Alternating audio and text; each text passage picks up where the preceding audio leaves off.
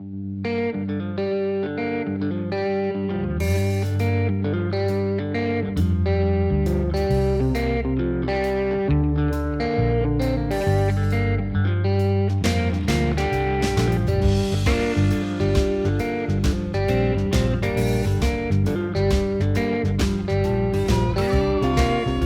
back to Bionic Life. My name is Kevin, and today we're going to get back on this project. We've had some delays due to weather and some other things that we've had going on.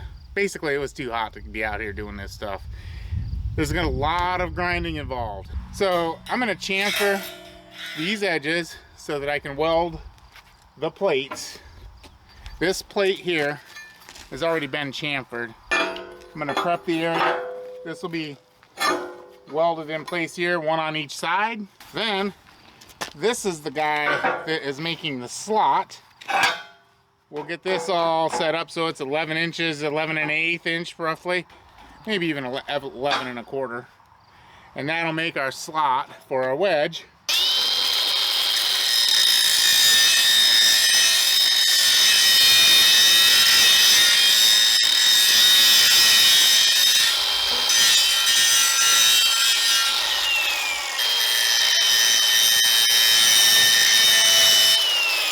As this beam gets heavier and we add more and more steel to it, I may weld some ears on here, and we'll be using this chain fall here on this rigged up gantry to flip the beam around and move it as needed.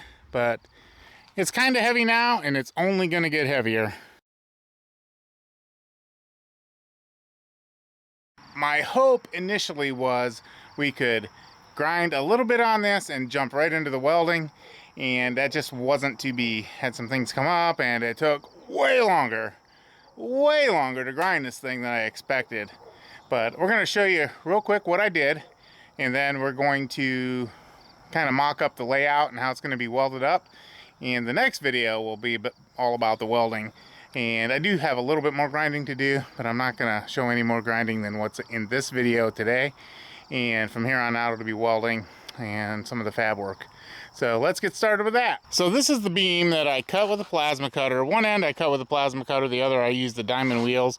Plasma cutter went a lot faster, and I don't know if you can see a little bit of surface rust from last night in the dew. I was able to chamfer it up, clean it up pretty good.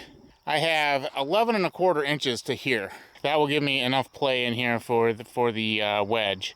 I will say grinding this was a lot more difficult than I expected, and I'm really appreciative that I had a 4-inch grinder right here for some of the small stuff, like getting down inside there and grinding out the web for the wedge pocket. So we got that done with this. And the big grinder, it made short work. It's a 7-inch Bauer, and one thing I didn't realize it had when I got it, and I'll show you that real quick, is I was just looking for a grinder. But here's something that I really came to appreciate. Man, I got a cluttered up mess here. What I really came to appreciate was this rotating handle. And that made it really handy when I was grinding out those slots and getting everything, and even for that matter, removing the rust and the paint from where I'm going to weld on the web and on the flange. It worked really great for that. But having a bigger grinder to handle a bulk of the material remover, again with the Diablo hard rock disc, and then using a 4-inch grinder with another Diablo hard rock disc to do any of the fine touch-up work, worked out great. Grinding those chamfers right here, those are 45-degree chamfers roughly. That was really handy to have a bigger grinder for that. I did these with the smaller grinder. These are the spacers. They're going to go on either side of the web right here, and that'll create the gap. Those I did with a smaller grinder a couple days ago. You know, they've set through a few dew cycles. Got a little more rust on them, but yeah, that having 2 grinders was definitely a lifesaver. But let's mock this up real quick and kind of give you an idea. I have more grinding to do, but I'm not going to show that on camera. It is pretty monotonous. I'll just see your sparks flying in here. Wah! And I'd probably play cover music over it anyway. Irritate some people that way. Let's set it up and let's get this mocked up.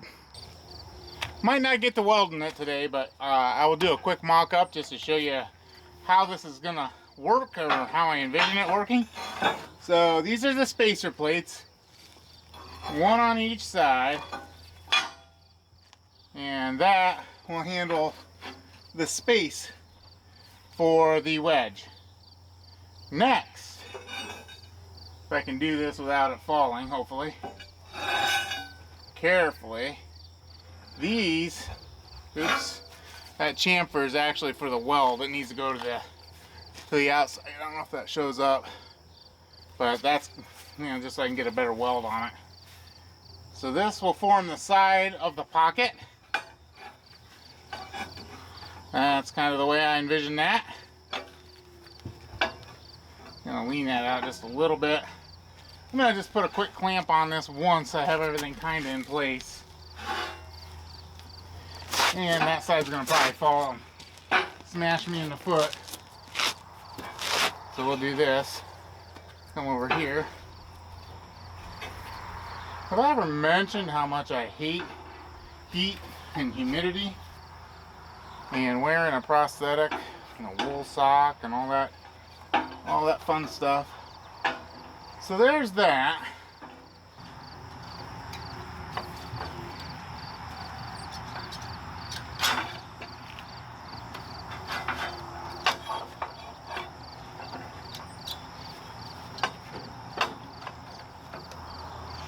Alright, let's see. Well, this could fall at any moment. I'll get this out here like this. Now these are only going to come to where 11 1/4 inches are. If that means I have to shave a little off the end of this beam, I think I cut it a little deeper. This interface welded and ground flush like I want. We'll put these plates on. They'll extend 11 1/4 inches, give plenty of room and a little bit of slop to the wedge itself. This piece needs to be ground down a little bit more, but this is going to be the spine or the rear support for the blade, the splitting wedge. I think the first thing would be is to throw a clamp on here about here. I think that might be about what I want. I'm not going to have this set to exactly the dimensions. Like I said, this is just a quick mock-up.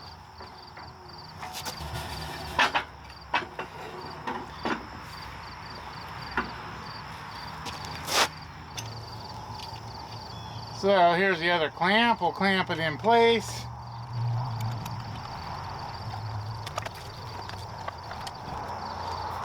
Take this off so there's not quite as much clutter.